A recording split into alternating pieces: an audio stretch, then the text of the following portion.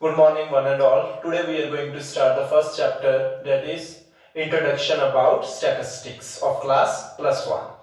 Guys, what does the word statistics mean? Simply, it is a study of facts and figures. जब हम facts and figures, जब numerical data को study करते हैं, उसको हम क्या बोलते हैं? Statistics. So in other words, it is a qualitative और quantitative information. Which one is the correct answer? The right answer is quantitative. इसके अंदर हम क्वालिटी को इग्नोर करते हैं और क्वांटिटेटिव इंफॉर्मेशन को डील करते हैं, क्योंकि ये किसकी स्टडी है? फैक्ट्स एंड फिगर्स की. मींस फिगर्स यहां पर न्यूमेरिक वैल्यू की. जब आप न्यूमेरिक वैल्यू को स्टडी करते हो, उसको क्या बोलते हैं? स्टैटिस्टिक्स. इसके अंदर हम कौन सा डेटा लेते हैं? इसके अंदर हम क्वांटिटेटिव डेटा लेते हैं. इसके अंदर हम किसको इग्नोर करते हैं? Qualitative. So there are two important words. One is qualitative, second one is quantitative. Qualitative means simply you are going to remember from this particular word known as quality. ऐसा data जो हमें क्या information देता है? Quality के बारे में. जैसे कि अगर आपको किसी पर्सन को डिस्क्राइब करना है, suppose he is a boy, आपको इसको एक्सप्लेन करना है, तो आप किस टर्म में कर रहे हो? क्वालिटी की टर्म में. This is the word qualitative means quality. Yes, ये काफी ऑनेस्ट है, ये काफी रिच है, ये काफी हैंडसम है. This is known as qualitative data. Statistics के अंदर हम क्वालिटेटिव डेटा को इग्नोर करते हैं और हम किसके ऊपर वर्क करते हैं? क्वांटिटेटिव डेटा के ऊपर. क्वांटिटी मींस नंबर्स के ऊपर. Number means like 1 2 3 4. 1 2 3 4 is a numeric value. तो हम किसके अंदर? स्टैटिस्टिक्स के अंदर हम कौन सा डेटा ले रहे हैं?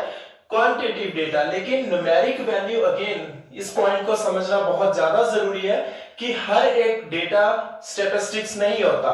जैसे कि मैंने बताया यहां पर 1 2 3 4. डू यू थिंक अगर मैं लिख दूं सिंगल, डबल, ट्रिपल, इससे आपको कोई इंफॉर्मेशन नहीं मिल रही? Simply these are the numbers. लेकिन जैसे ही अगर आप इन नंबर्स को क्या कर रहे हो? कंपेयर कर रहे हो, इन नंबर्स से आपको कोई इंफॉर्मेशन मिल रही है in terms of conclusion, in terms of analysis, तब जाके ये स्टैटिस्टिक्स होगा. अदरवाइज सिंपल 1 2 3 4 नंबर्स को आप स्टैटिस्टिक्स नहीं कह सकते. अंडरस्टूड? क्योंकि आप 1 2 3 4 को अगर आप स्टैटिस्टिक्स कह रहे हो, इससे आपको कोई भी रिजल्ट नहीं मिल रहा. सिंपली आप किसी को बोल रहे हो कि एक लड़का है, तो उससे कोई इंफॉर्मेशन नहीं मिल रही. लेकिन अगर आप ये बोलो कि एक लड़के के एवरेज मार्क्स इतने हैं, तो इट मींस उसके पीछे और भी डेटा है. तो that is known as statistics, जो हम आगे जाके स्टडी करेंगे. गाइस, स्टैटिस्टिक्स एक बहुत ही ब्रॉड टर्म है जिसको आप एक्सप्लेन नहीं कर सकते in terms of single definition. आप सिंगल डेफिनेशन के अंदर आप इसको एक्सप्लेन नहीं कर सकते. उसके लिए आपको क्या चाहिए? उसके लिए आपको डिफरेंट डेफिनेशंस को समझना होगा, डिफरेंट मीनिंग्स को समझना होगा, क्योंकि कोई भी एक ऐसी डेफिनेशन नहीं है जो अपने आप में एक कंप्लीट डेफिनेशन हो, जो स्टैटिस्टिक्स को पूरी तरह से क्या कर रही हो? एक्सप्लेन कर रही हो. इन दैट सेंस आपने क्या करना है? स्टैटिस्टिक्स को हम जब भी स्टडी करते हैं, दो डिफरेंट सेंस में स्टडी करते हैं. One is singular, one is plural. ये दो सेंस के अंदर हम स्टैटिस्टिक्स को स्टडी कर रहे हैं, क्योंकि ये दोनों आपस में अलग अलग इंफॉर्मेशन प्रोवाइड कर रहे हैं. जो इंफॉर्मेशन सिंगुलर सेंस में मिल रही है, वो प्लूरल सेंस में हमें नहीं मिल रही. इसलिए हम क्या कर रहे हैं? स्टैटिस्टिक्स को दो डिफरेंट सेंस में पढ़ रहे हैं. One is in singular sense, one is a plural sense. सबसे पहले, जैसे कि इस क्लास का टॉपिक है इन अ प्लूरल सेंस, हम सबसे पहले statistics in a plural sense पढ़ेंगे, क्योंकि इससे आपको स्टैटिस्टिक्स का मीनिंग ज्यादा क्लियर हो जाएगा। यहां पर जो कैरेक्टरिस्टिक्स हैं वो सारी की सारी कैरेक्टरिस्टिक्स हमें किसमें मिल रही है? प्लूरल सेंस में। Now starts with the topic that is statistics in a plural sense. हम statistics in a plural sense में हम इसको देख रहे हैं। सबसे पहले aggregation of facts. What does it mean? Aggregation means total, facts means different numeric values जो है इसके अंदर, उनको हम टोटल क्या कर रहे हैं? कंबाइन स्टडी कर रहे हैं, क्योंकि सिंगल डेटा अपने आप में स्टैटिस्टिक्स नहीं है।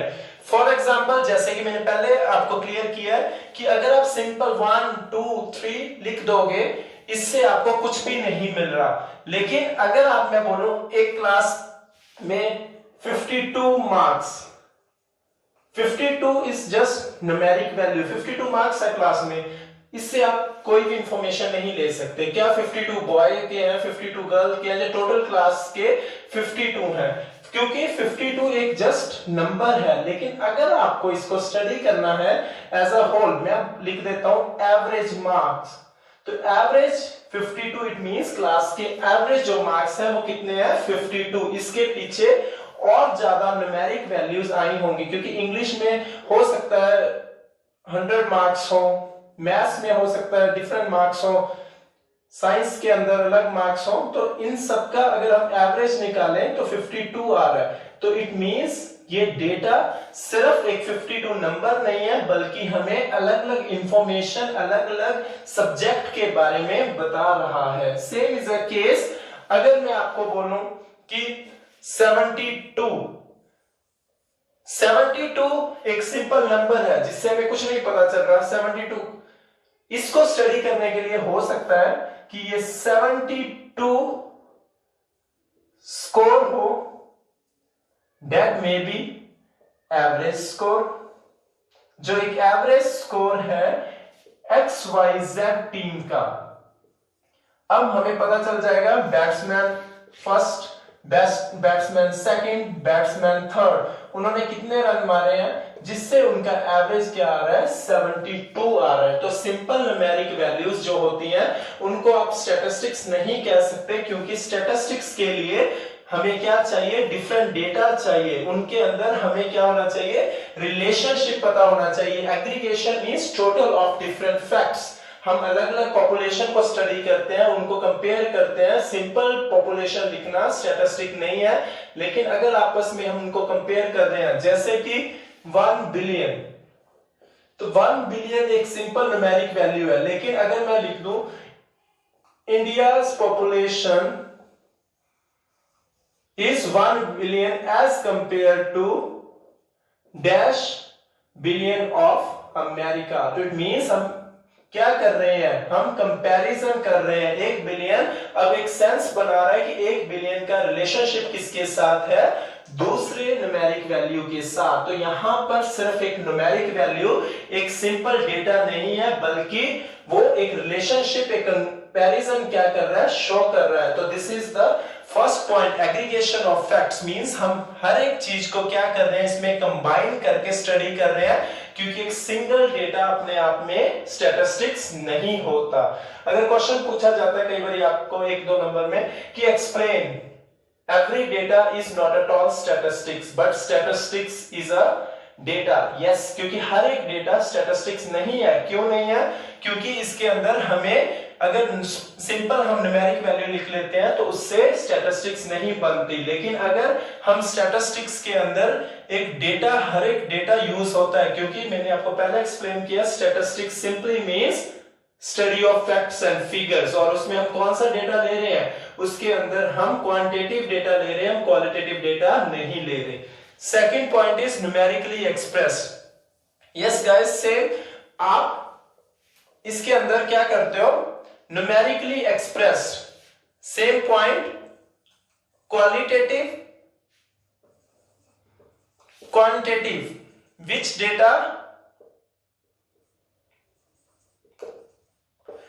data we are going to include? We are going to include quantitative, क्योंकि क्वालिटेटिव डेटा को मेजर नहीं किया जा सकता, इसलिए हम स्टैटिस्टिक्स के अंदर क्वालिटेटिव डेटा ना लेके हम क्वांटिटेटिव डेटा को इंक्लूड कर रहे हैं। तो it means it is a study of numbers, इसलिए स्टैटिस्टिक्स को क्या बोला जाता है? स्टडी ऑफ नंबर्स, क्योंकि इसके अंदर हम abstract noun, abstract noun means किसी चीज की क्वालिटी, जैसे कि स्मार्ट,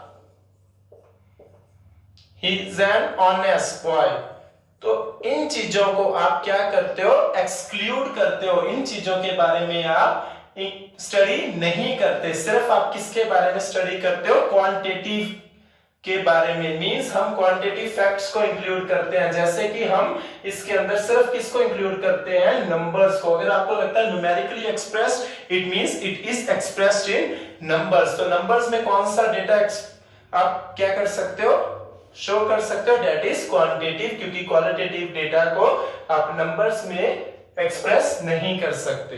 तो statistics includes numeric value only.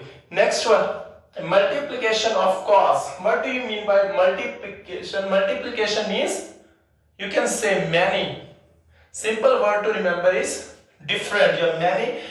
What is this cos? अगर एक डेटा चेंज हो रहा है, उसके पीछे सिर्फ एक cos नहीं है, there are many cos. That's why it is known as multiplication of cos.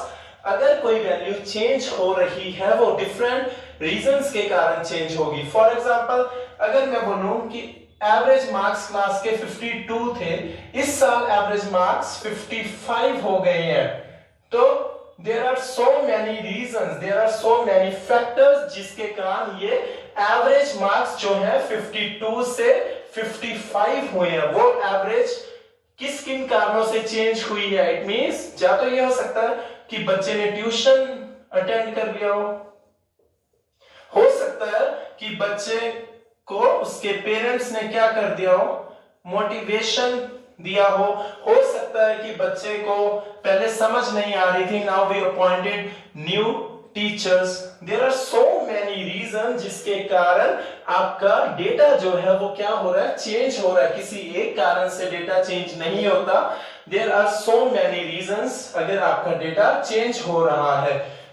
For example, दूसरे एग्जांपल ले लो, हो सकता है कि एवरेज मार्क्स ऑफ बैट्समैन, किसी बैट्समैन के मार्क्स जो उसने डिफरेंट बट उससे टेस्ट अगर किसी बैट्समैन ने दिए हैं, यहाँ मार्क्स इज डजंट मीन कि एसएसटी साइंस टेस्ट, यहाँ मार्क्स सिंपली मींस उसकी फिटनेस में डिफरेंट टेस्ट में उसके कितने मार्क्स आए हैं। तो ये हो सकता है कि उसने ज्यादा विटामिन लिए हों, मोरओवर उसने अच्छी ट्रेनिंग ली हो, मोरओवर उसकी हेल्थ अच्छी हो।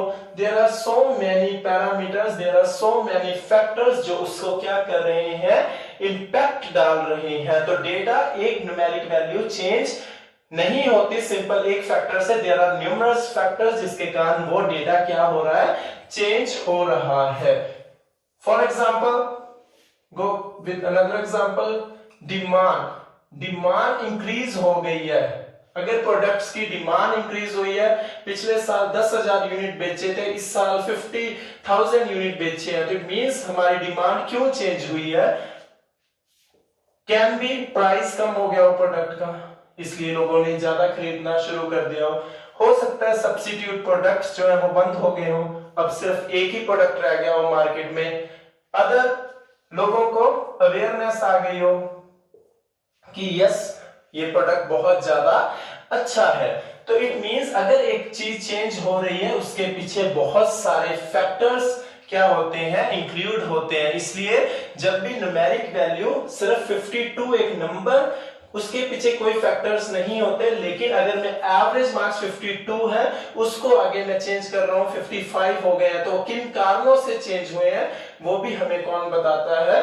बेसिकली स्टैटिस्टिक्स के अंदर हम उन कारणों को भी इंक्लूड कर रहे हैं, because multiplication of cause, it is not a single cause जो एक फैक्टर को क्या कर रहा है? इंपैक्ट कर रहा है। There are so many factors, there are so many things जो एक डेटा को क्या कर रहे हैं? इफेक्ट कर रहे हैं। Next one is reasonable accuracy. Mean जब भी आप डेटा को कलेक्ट करते हो, आप एक बहुत ज्यादा अच्छा मेथड यूज करके उसको कलेक्ट करने की कोशिश करते हो, उसको सिस्टमेटिक कलेक्ट करने की कोशिश करते हो। अगर मैं आपको बोल दूं कि हमें क्या करना है, पॉपुलेशन के बारे में स्टडी करना है, सपोज हमें इंडिया की पॉपुलेशन के बारे में हम क्या कर रहे हैं, स्टडी कर रहे हैं, तो इस केस के अंदर जो भी आप डेटा कलेक्ट करोगे वो बहुत ज्यादा एक्यूरेसी से डेटा को कलेक्ट करने की कोशिश करोगे, सिस्टमैटिक मैनर से उसको कलेक्ट करोगे, इवन आप उसको प्रेजेंट भी किस फॉर्म में करोगे, एक्यूरेसी की फॉर्म में। जैसे कि अगर मैं आपको बोल दूं, आपने सीधा लिख दिया 20,000, 50,000, 70,000, इससे कुछ नहीं पता चल रहा 20,000 कौन सी स्टेट क्या की पॉपुलेशन है, 50,000 कौन सी स्टेट की पॉपुलेशन है, 70,000 कौन सी स्टेट की पॉपुलेशन है। आप इसको स्टडी नहीं कर सकते जब तक आप इसको एक्यूरेटली आपने कलेक्ट ना किया हो, एक्यूरेटली आपने इसको प्रेजेंट ना किया हो। कलेक्ट मींस अगर आपने कुछ डिस्ट्रिक्ट्स जो हैं उनको क्या कर दिया, इग्नोर कर दिया, तो इट मींस इस डेटा के अंदर वो पॉपुलेशन नहीं आई, वो लोग नहीं आए। अगर आपने हो सकता है मजाक मजाक में एक ही सिटी में 2 बार ही जाके डेटा कलेक्ट कर लिया हो, क्योंकि this is not at all measurable, कि किसको पता है। आपको लगता है कि ठीक है चलो गवर्नमेंट ने हमें सर्वे करने के लिए पैसे दिए हैं, क्यों टाइम वेस्ट करना, एक ही सिटी में जाके 2 बार डेटा कलेक्ट कर लेते हैं, क्योंकि हमें तो फिगर्स ही भरनी है। अब देखो एक ही सिटी में आप 2 बार जा रहे हो, इससे आप एक सिटी किसी जिस सिटी में जाना था आपने उसको इग्नोर किया है, तो इट मींस आपने उसको सिस्टमैटिकली कलेक्ट नहीं किया। इससे आपकी स्टडी का जो रिजल्ट आएगा वो डेफिनेटली डिफर आएगा।